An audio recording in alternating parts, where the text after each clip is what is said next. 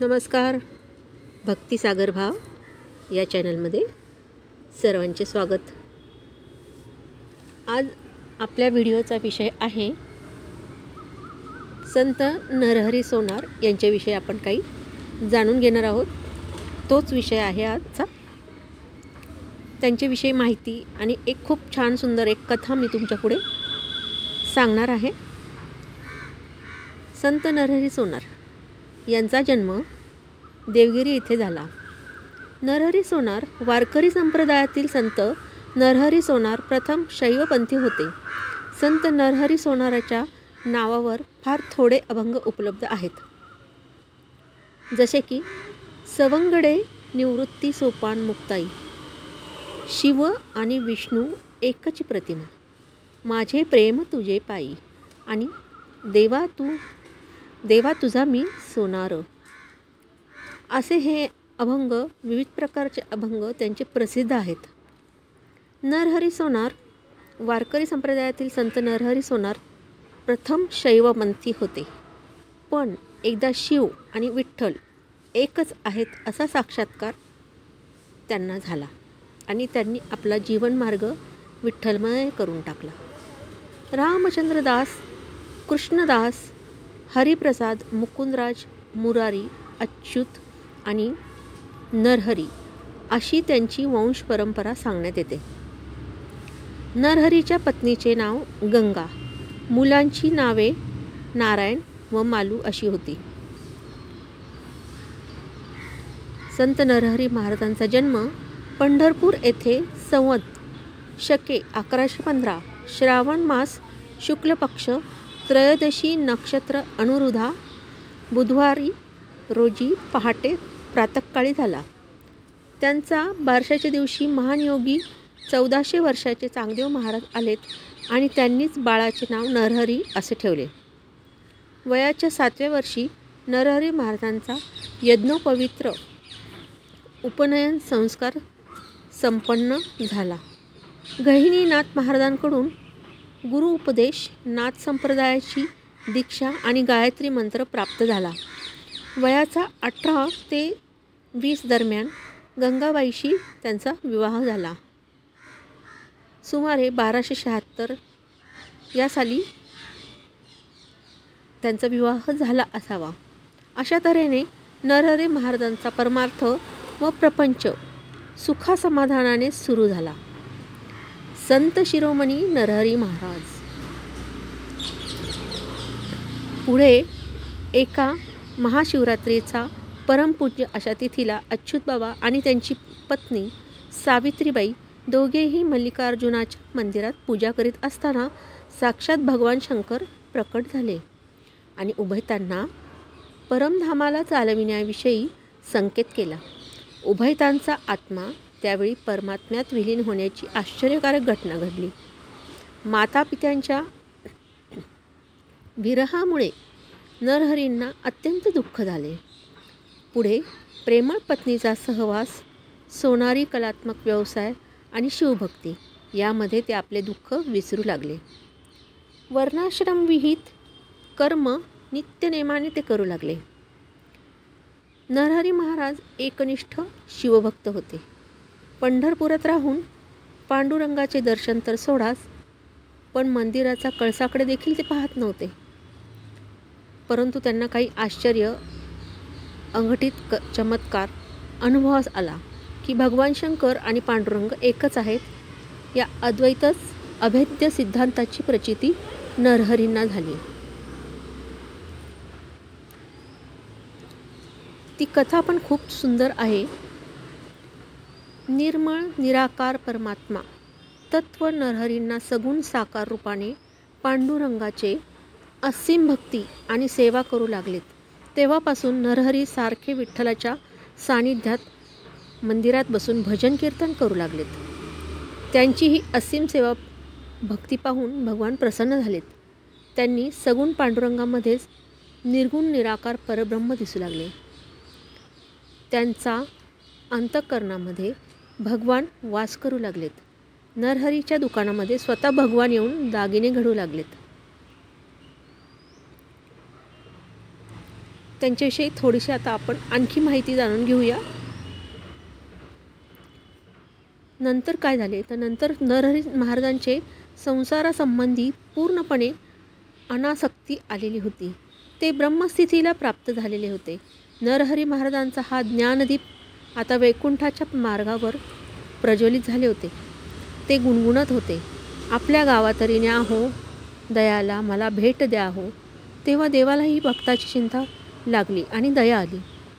अशा प्रकारे माघ व तृतीयेला नरहरींनी आपल्या मल्लिकार्जुन देवाला नमन केले आणि पत्नीच्या, मुलासुनांच्या, नातवांच्या अंतिम निरोप घेतला. आपल्या पारंपरिक निवासस्थानाला वंदन केले.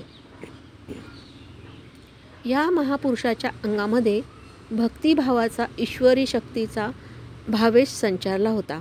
विठ्ठलाच्या करिता त्यांनी हाताचा विळखा घातला आणि आश्चर्य घडले. देवाच्या कटीमध्ये हा भक्तराज विलीन झाला. नरहरी महाराजांनी विठ्ठलाचे ठाई आत्मसमर्पण केले. नामा म्हणे नरहरी सोनार झाला, अलंकार देवाचा हा.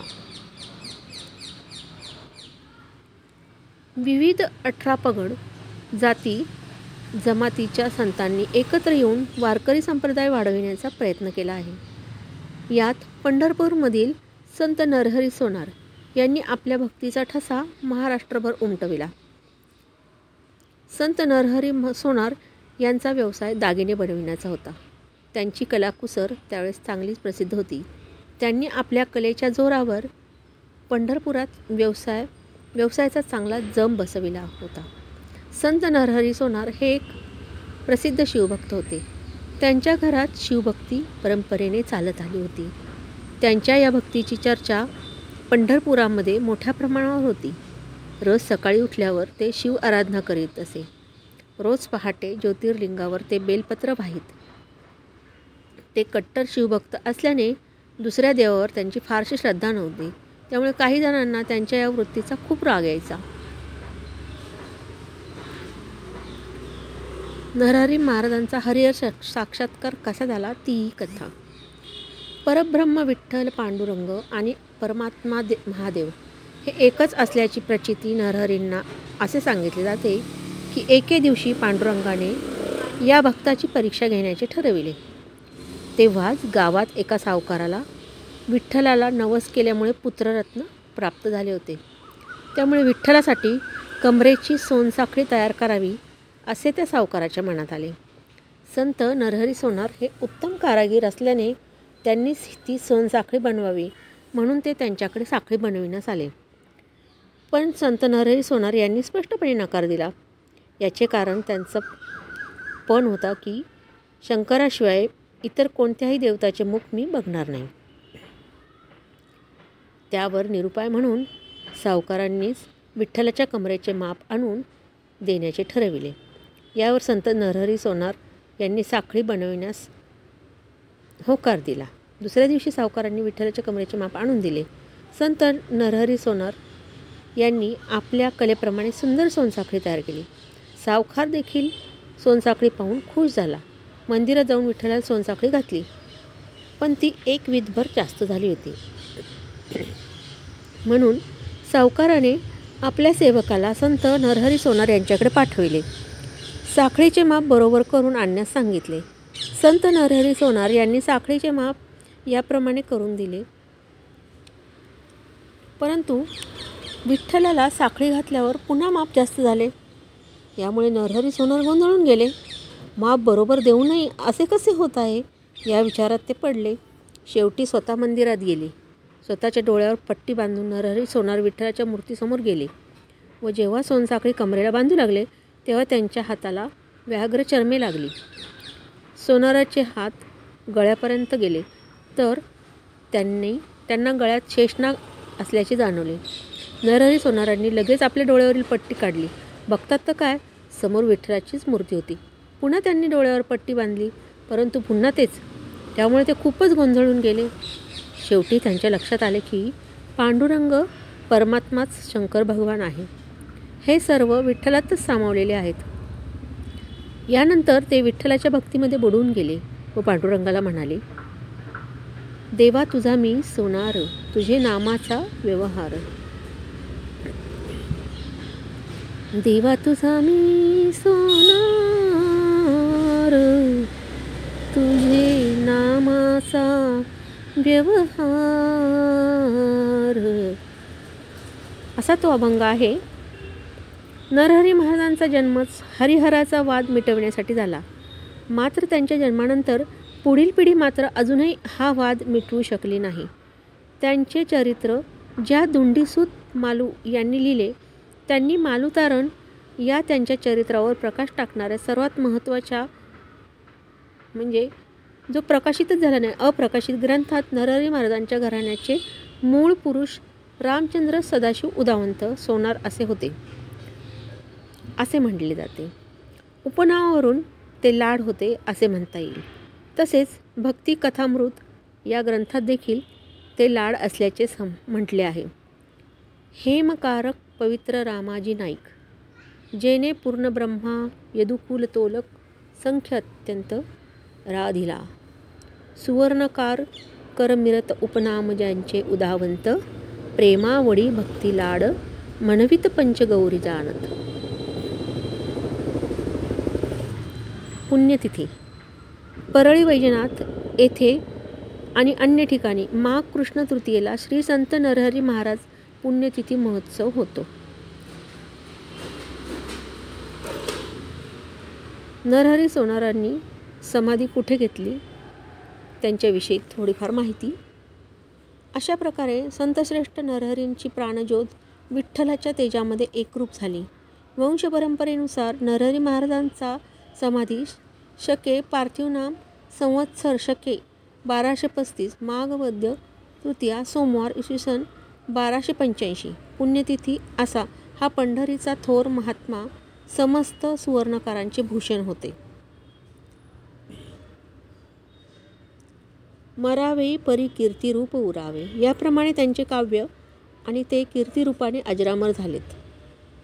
सोनार यांनी 2 फेब्रुवारी 1314 साली समाधी घेतली.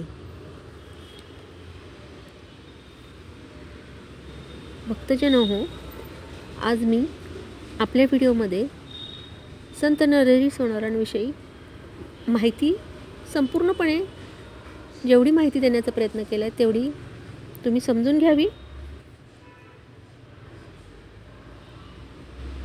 आणि माझा व्हिडिओ आवडल्यास नक्कीच लाईक करायला विसरू नका.